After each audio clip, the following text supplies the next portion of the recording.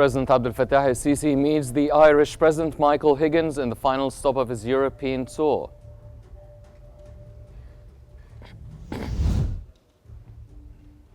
Prime Minister Mustafa Madbouli affirms Egypt's economic resilience and support for Syria.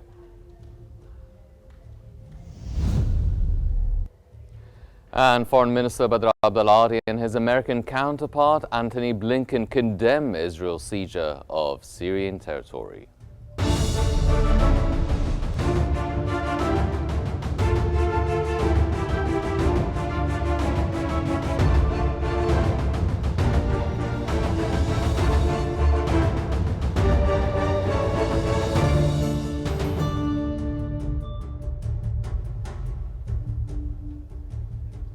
You're watching the latest updates from Egypt here on Qnews, and we'll start off with the latest developments.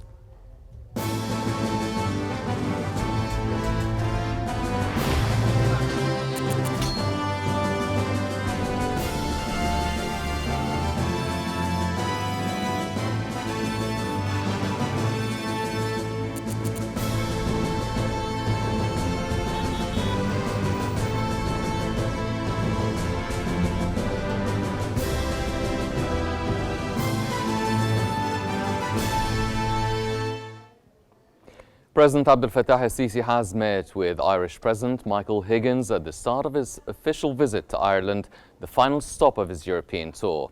President El-Sisi emphasized strengthening the Egyptian-Irish relations, boosting trade and increasing Irish investments in Egypt.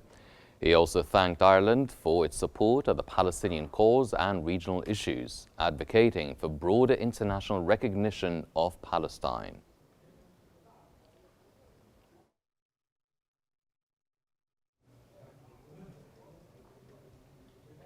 President Abdelfattah El-Sisi has also met with the Irish Prime Minister Simon Harris as part of his official visit to the Republic of Ireland.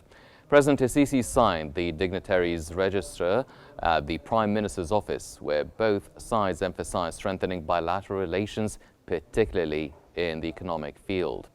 They agreed to leverage Irish expertise in industry, communications, agriculture, and the environment. The meeting also covered the Middle East, reviewing Egypt's efforts for a Gaza ceasefire and unhindered humanitarian aid, while stressing on the need to prevent further escalation.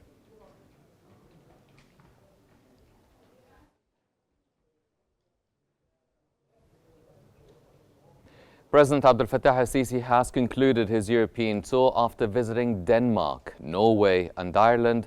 In his last leg of the European tour, President El-Sisi has met the Irish President and the Prime Minister of Ireland to discuss opportunities for strengthening bilateral cooperation and aligning positions on international issues and crises of mutual concern.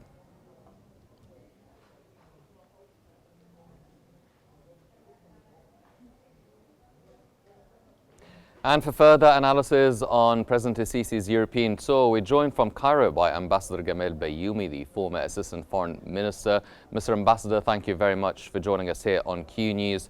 Let me ask you first, how does President El-Sisi's European tour strengthen Egypt's diplomatic ties with Denmark, Norway and Ireland? It is very important because, as you well know, this is the first visit of head of state of Egypt to visit those three countries.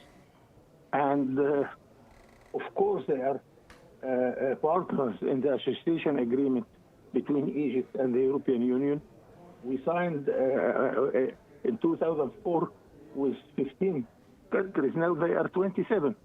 And they became, since then, our first trade partner, first development assistance.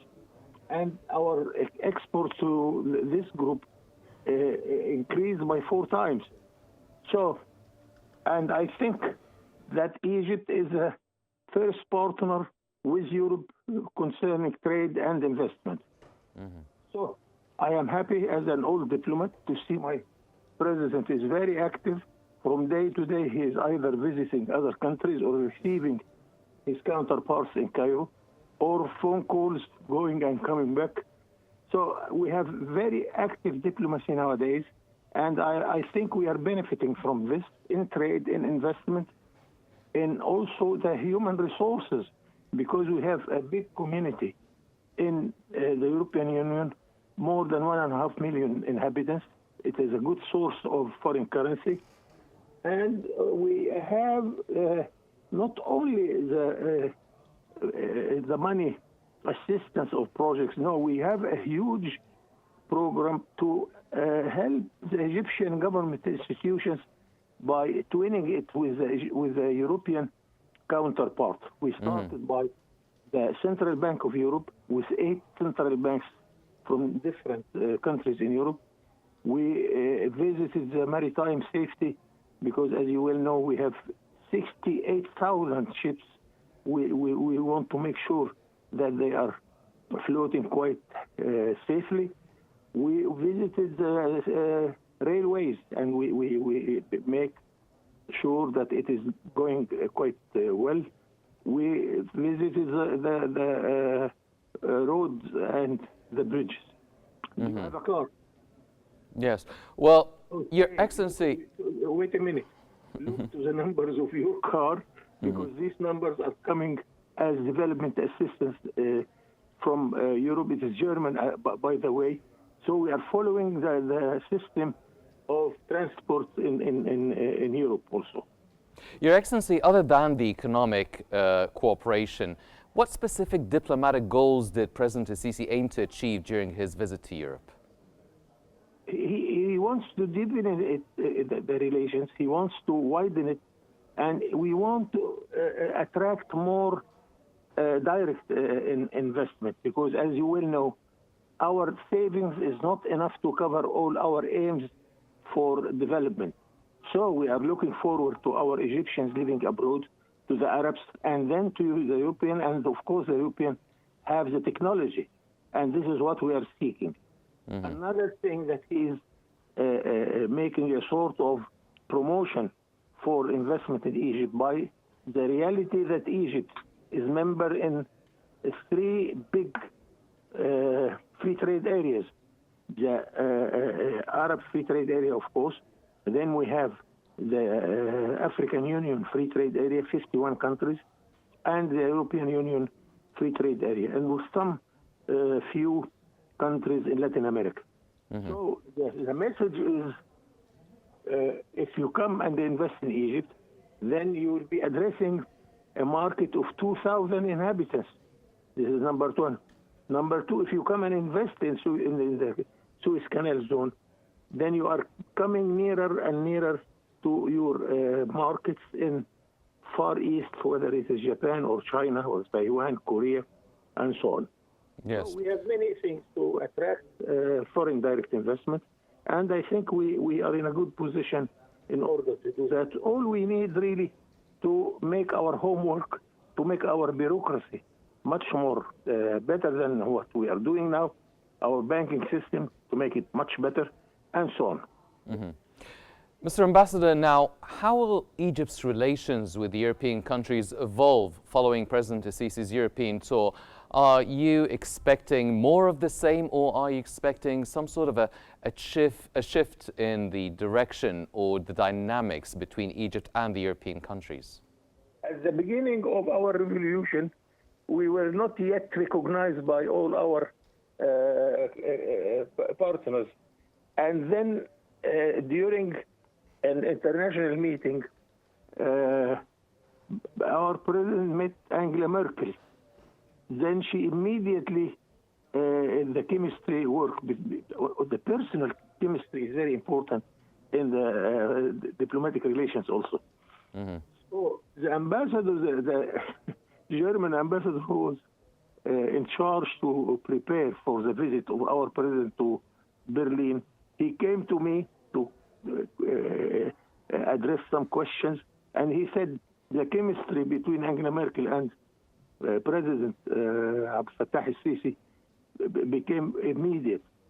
Same thing I heard concerning the relation between our president and the president of France, the president of Russia, and President Trump. He welcomed him during his first session.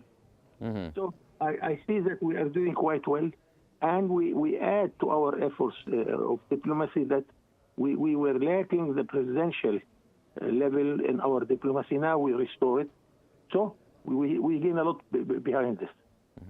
Your Excellency, regarding the developments taking place within the whole region now, how did the European tour help Egypt address regional issues such as the situation in Gaza, Syria, and the broader Middle East?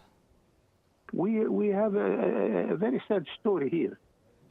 We are not in good health at all in the Arab world. Thank God that Egypt and some Gulf countries plus Algeria or Morocco are in good shape. So we are trying to help our brothers in Gaza, in Lebanon, in Syria. Libya is not in good health. Sudan is not in good health.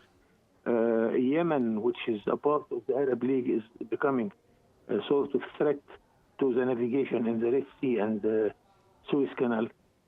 And above all, the problem of the aggression of the Israelis against Gaza. And unfortunately, on the international level, we are not in a good shape because of the veto. The last voting in the Security Council, 14 members of the 15 were with us, and one vote only stopped taking the decision. So all these contacts is discussing this matter, which I am concerning about, and I think that we are gaining the support gradually of our friends in the European continent. And at least we are making a sort of a pressure against this aggression of Israel everywhere in our place, whether against Syria now, against Gaza, against Lebanon. Your Excellency, one final question now. Also, what's taking place in the Russian-Ukrainian conflict? Do you think that this topic or this issue, this file, has been on the agenda of any of the talks of the President and his counterparts?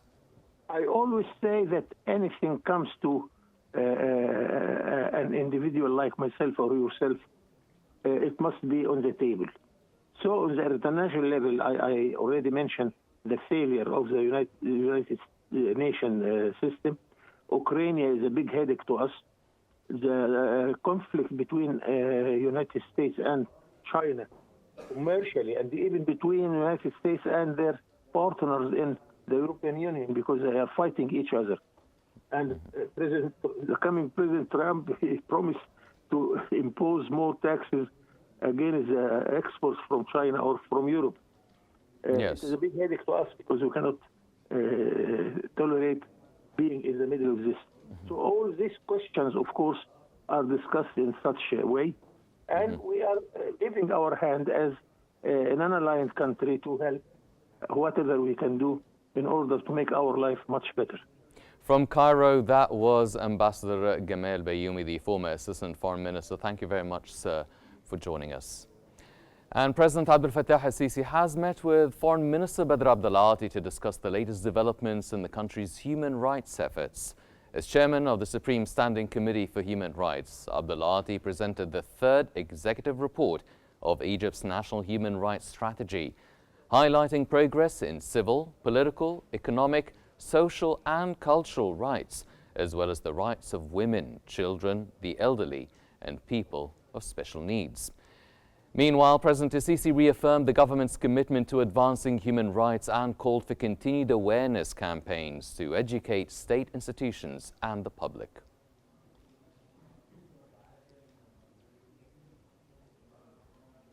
Prime Minister Mustafa Madbouli has underscored Egypt's steadfast ability to fulfill its economic obligations and dues despite the unprecedented challenges facing the region. During a press conference, Madbouli expressed optimism for the resolution of regional conflicts by 2025. He also reaffirmed Egypt's support for Syria and its territorial integrity.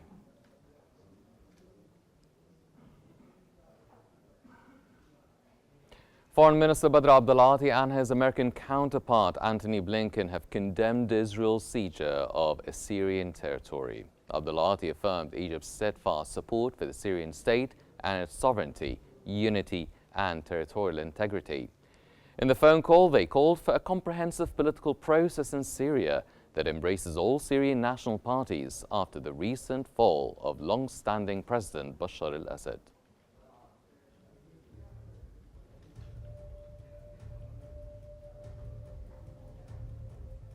These are all the news that we have for now, but here's a reminder of what we've been covering. President Abdelfattah El-Sisi meets the Irish President Michael Higgins in the final stop of his European tour. Prime Minister Mustafa Madbouli affirms Egypt's economic resilience and support for Syria. And Foreign Minister Badr Abdulati and his American counterpart Antony Blinken condemn Israel's siege of Syrian territory.